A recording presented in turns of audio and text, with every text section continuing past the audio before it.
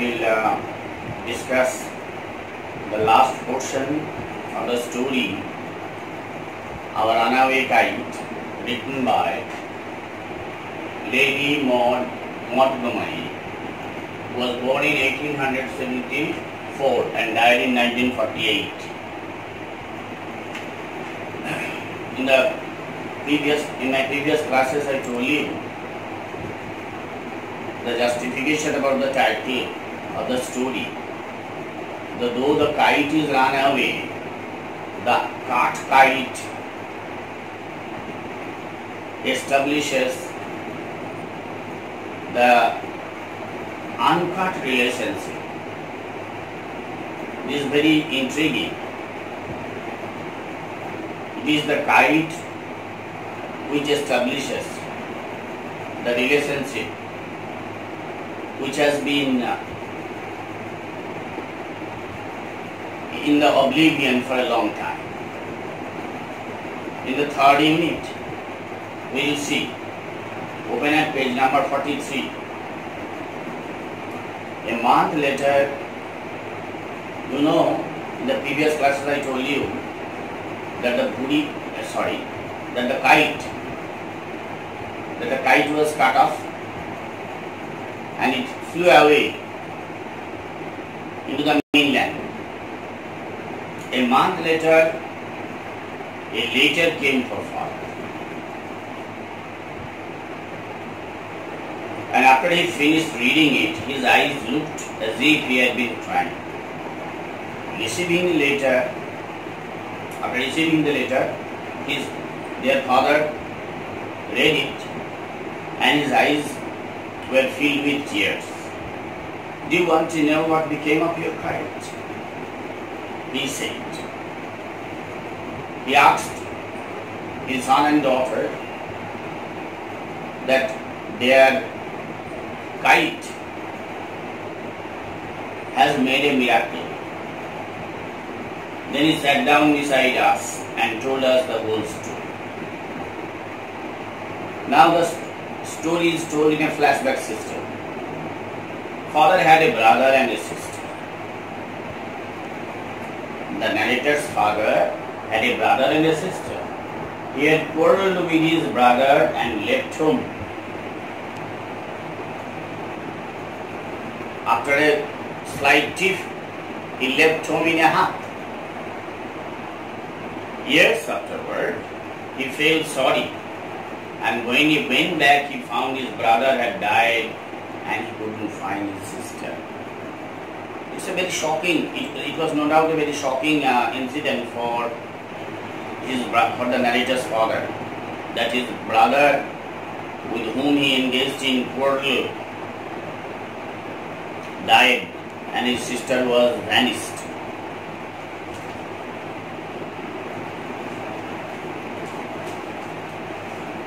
The letter father had just received was from his sister, Aunt Esther, mother of Dick and Minnie.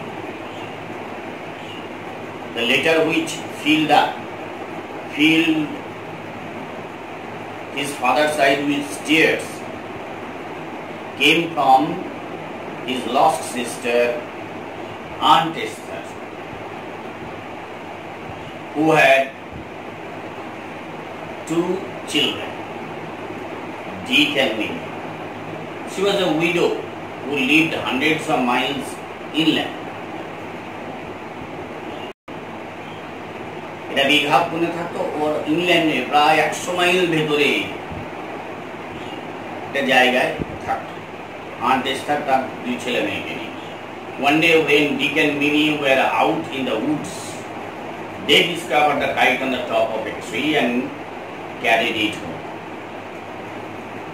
So it's a strange coincidence that Dick and Minnie happened to see the kite and carried it to home. When their mother saw the kite patched with the letter, she turned pale. Seeing the letter patched on the kite, Aunt Esther turned pale. It was the very letter she had once written to her brother. She knew her own handwriting, that it was her own letter, which he wrote to her brother long ago. Philippa was her mother's name. We get some additional information. That is, Philippa was her mother's name, and Claude was their father's. She knew who we must be. So from the letter and from the kite, Aunt Esther came to know the identity of the narrator and their father. So they sat down and wrote to Big Half Moon, and father received the letter. The Big Half Moon, she wrote a letter which his father, the narrator's father received. Next day, father went and brought Esther, Dick, and Mimi with him.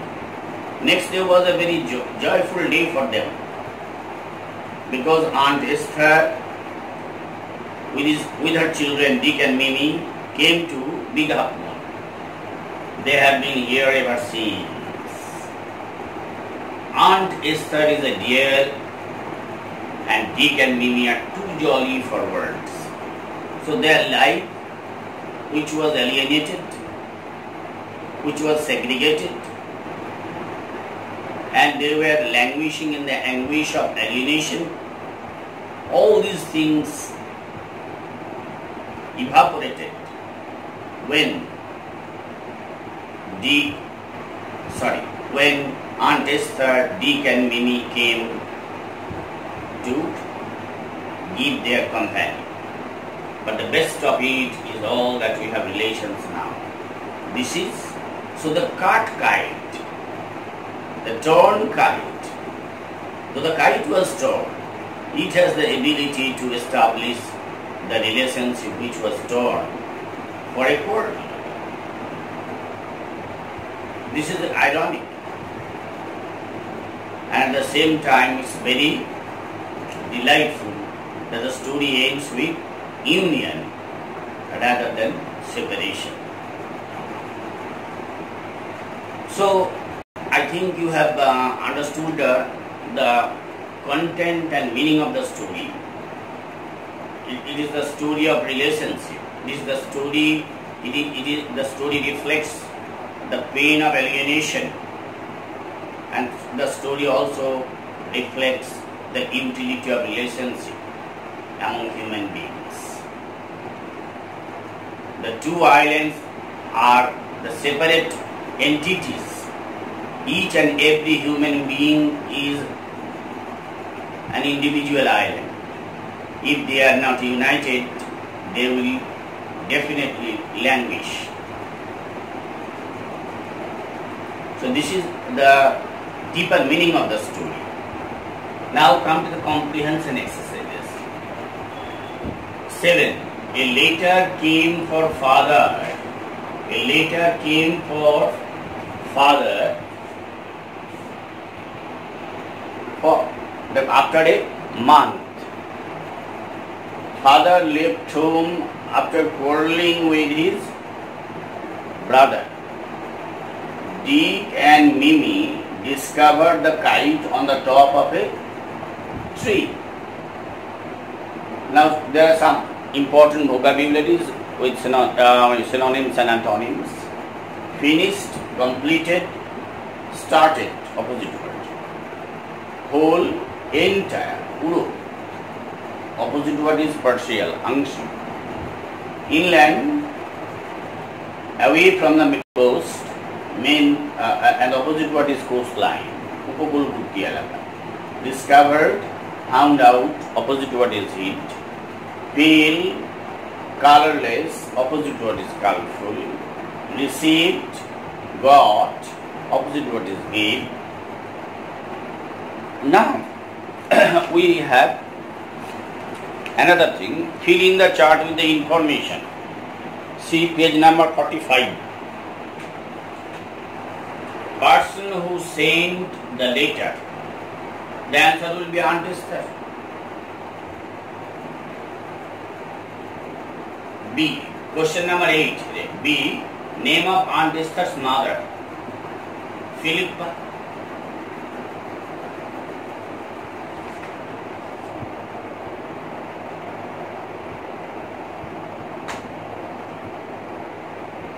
Philippa Leyte. Total number of family members in the narrator's family. It will be 6. Now there are 3 questions.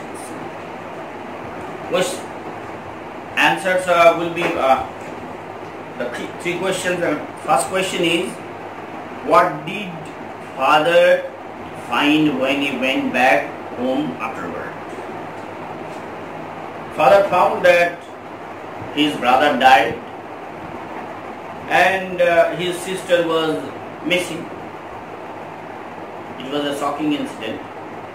Where did Aunt Esther live? Aunt Esther lived in the island 100 miles, lived 100 of miles inland. Why did Aunt Esther turn pale? Aunt Esther turned pale when she received the letter in which she found her own writings to her brother. The letter, and she realized that their brother was alive and they need to be united. Now, there is a new grammatical configuration or item for you now. This is called WH questions. There are 3 types of questions: yes, no type questions, tag questions, and WH questions. What is yes, no type questions? Is it hot today? The answer will be either yes or no. Tag questions: isn't it hot today? It is hot today, isn't it? Isn't it? It is a tag question, and that is a WH question. In WH question starts with WH words. What are the WH words? Who, which, what, when, where, how, whom, etc. These are the WH words.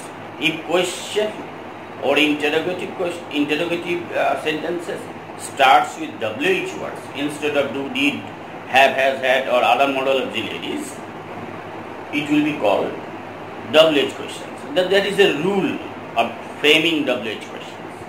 Rule is, at first you will have to give a WH word, then auxiliary will come according to the tense or the pattern of the sentence, then the subject will come, then the complement.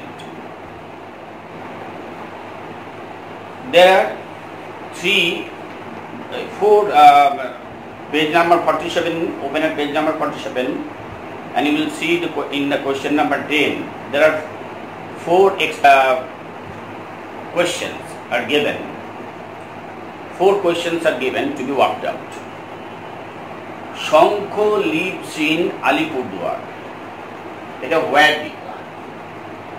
Where Shankho lives bala present tense. So where does Shankho live in? Second question, they have gone to a picnic. Where have they gone? Auxiliary verb is there. So when there is an auxiliary, the same auxiliary will be given. Then the modal auxiliary have has been inserted.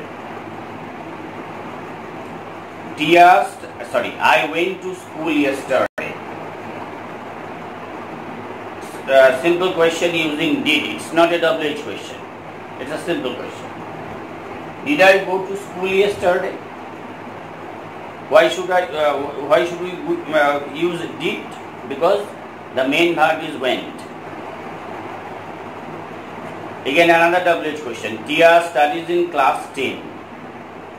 Which class does Tia study in? This is the WH question. You will have to practice WH questions at home to achieve achieve perfection in framing these questions. So read it carefully, practice carefully at home, and thank you very much for being with me. Follow the lessons for the next few days, and I will most probably I will finish your syllabus in within 2 or 3 weeks. Thank you for being with me and listening to me carefully.